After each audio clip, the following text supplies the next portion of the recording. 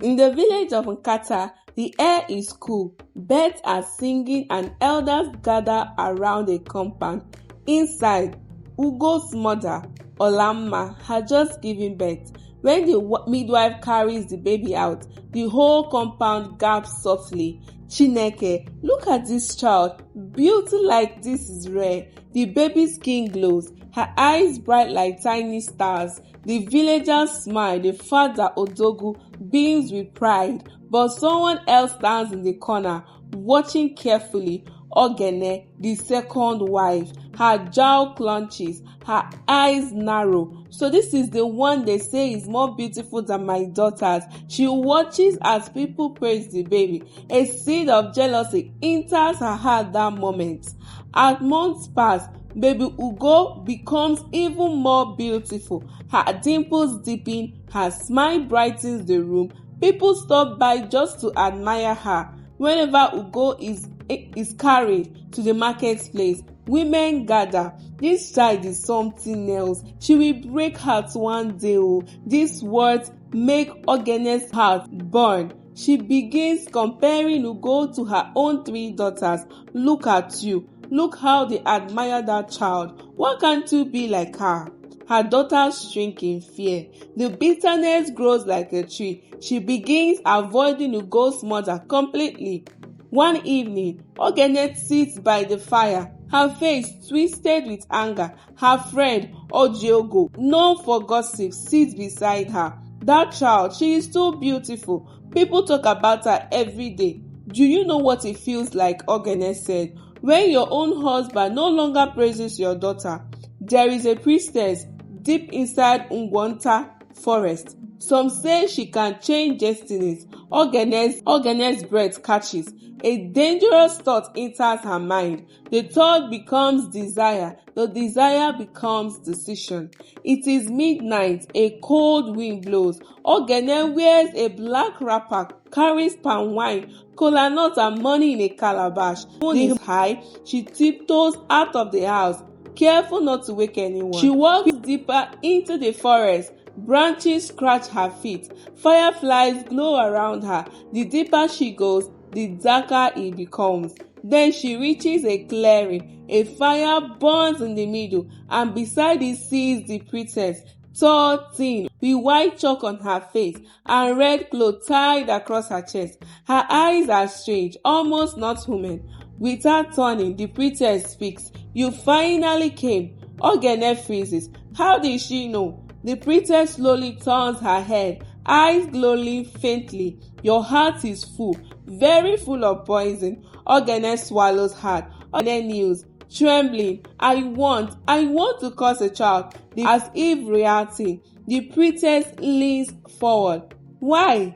Everyone praises her beauty. My daughters, people don't even look at them anymore. My husband admires her more than me. Her voice breaks into tears. I want her beauty to become her shame. The priestess smiles slowly, a cold smile. You want her to suffer because she is beautiful? Yes, let her suffer. Let her beauty twist. The priestess stands and walks around the fire. She begins chanting. The ground seems to vibrate softly. I can do it, but not this. Curses tied to beauty are curses tied to destiny. What you ask for will haunt the generations.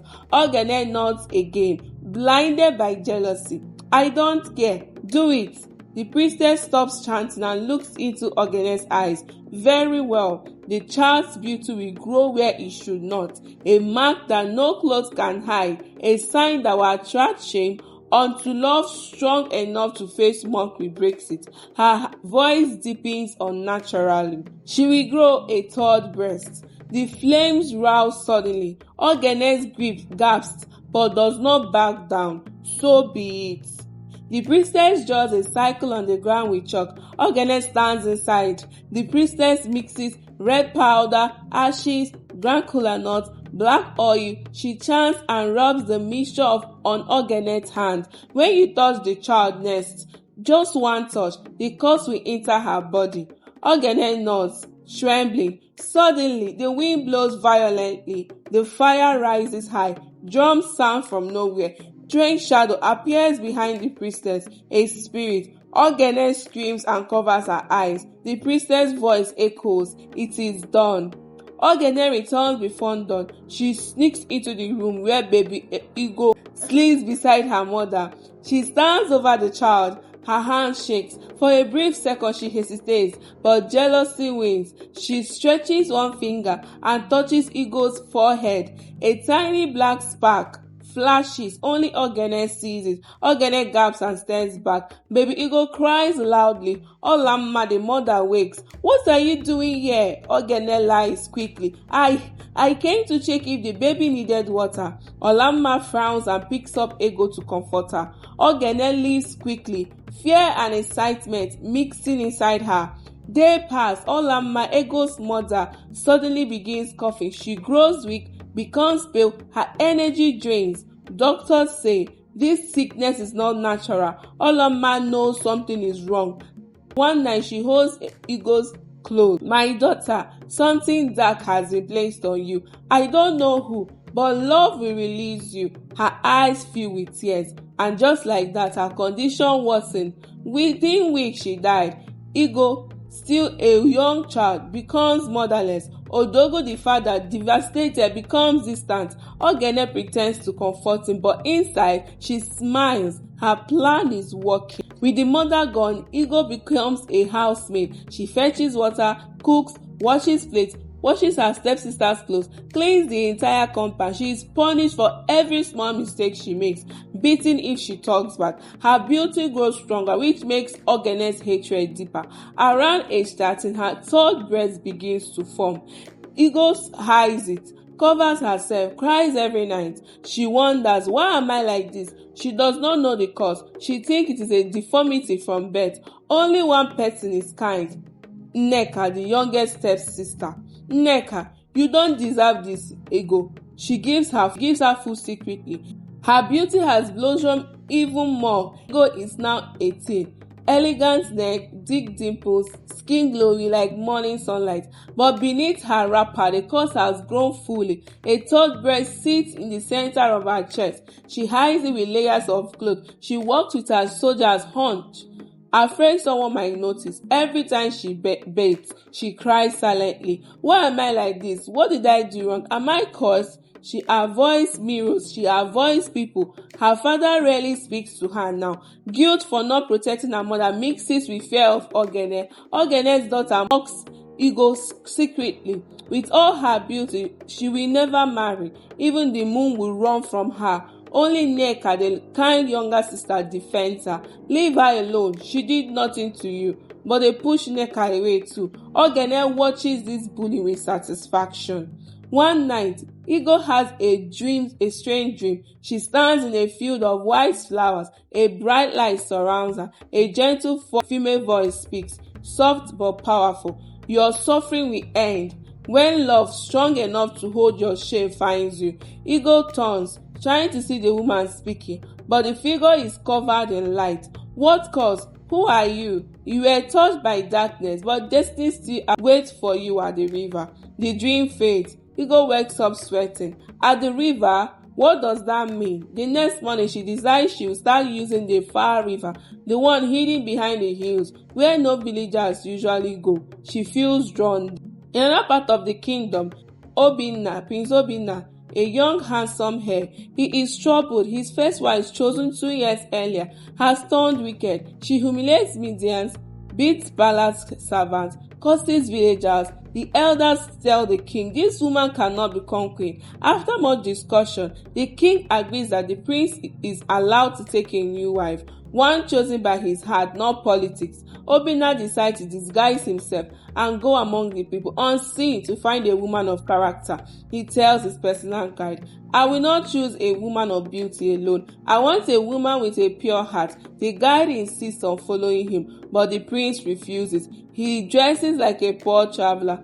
Worn sandals, faded wrapper, a water god, dust rubbed on his skin. Then he sets out toward the lesser-known river, where hard-working village girls often fetch water. Early morning mist covers the river bank. Ugo walks quietly, carrying her clay pot on her head. The sunlight hits her face softly. She looks like a goddess, even with her sadness. She hums a sorrowful tune for her mother taught her. Suddenly, she sees a man sitting near the river, looking tired, thirsty, and dusty. He looks up when she approaches. Their eyes meet. A soft connection happens. Gentle, innocent, unexpected. Good morning. Please, may I have some water? Ugo looks around nervously. No one else is here. You look tired, Ugo said. What brought you this far? She kneels, scoops clean water into a small leaf cup, and gives to him. He drinks slowly, studying her. There is kindness in her eyes, but also pain. Thank you. What is your name? The prince said. My name is Ugo, meaning pride. She blushes silently. Not that kind of pride, though. My mother used to say I was her joy. Her voice cracks slightly. The prince notices. She must have loved you greatly. Ugo nods, but fights back tears. She stands to leave. Will you come again tomorrow? She hesitates. She has never spoken freely to any man, but something feels safe about him. Every morning they meet at the river. They talk about little things, her dreams, her view of life, her love for nature, his desire to find a good-hearted wife, her pain of being treated poorly at home. He never judges. He never asks why she has her chest so carefully. He simply listens. The bond grows. He brings fruit.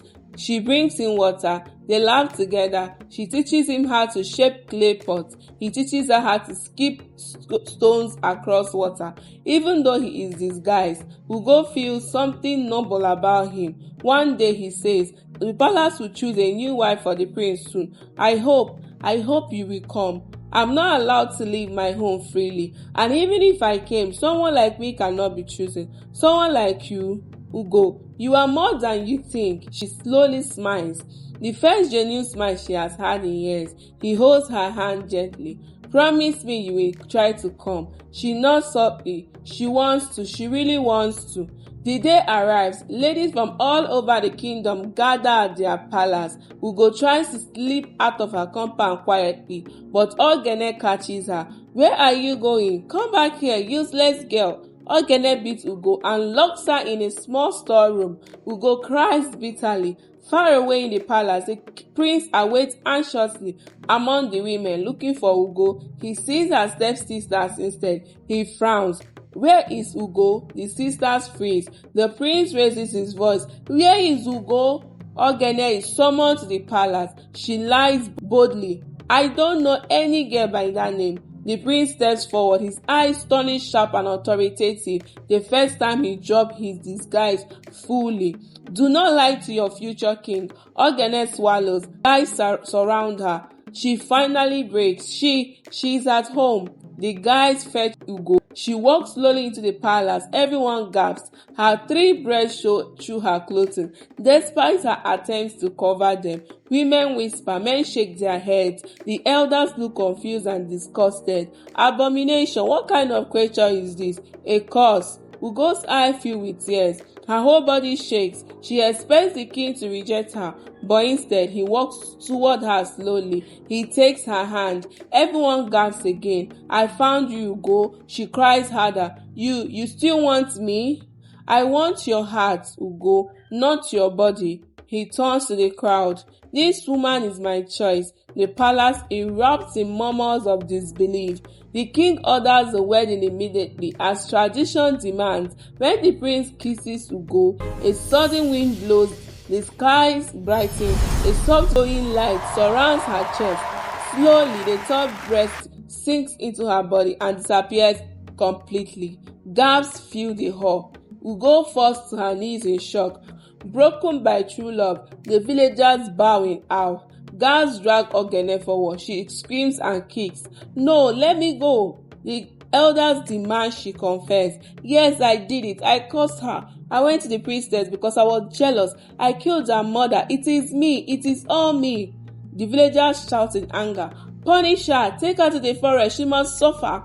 The king is furious. You will be banished from this kingdom. You will live alone in the forest for 5 years with only your thoughts and guilt. Ogene collapses, screaming. Her daughters cry and beg, but judgment has already fallen. But Ugo moves into the palace with the prince. She brings Nneka, the kind sister, to live with her. Nneka becomes educated, trained, and respected. Ugo becomes beloved by the kingdom. Children admire her, women look up to her, men respect her. She becomes known as Ugo Nkem, my pride, a queen with beauty, compassion, humility, and a heart strong enough to break curses. Moral lesson for this story: jealousy destroys the one who carries it. Love sees beyond imperfections. Forgiveness frees the soul. Kindness creates alliance. Destiny cannot be stopped by human hatred. What other lesson did you learn? Let us know in the comment section. Thank you.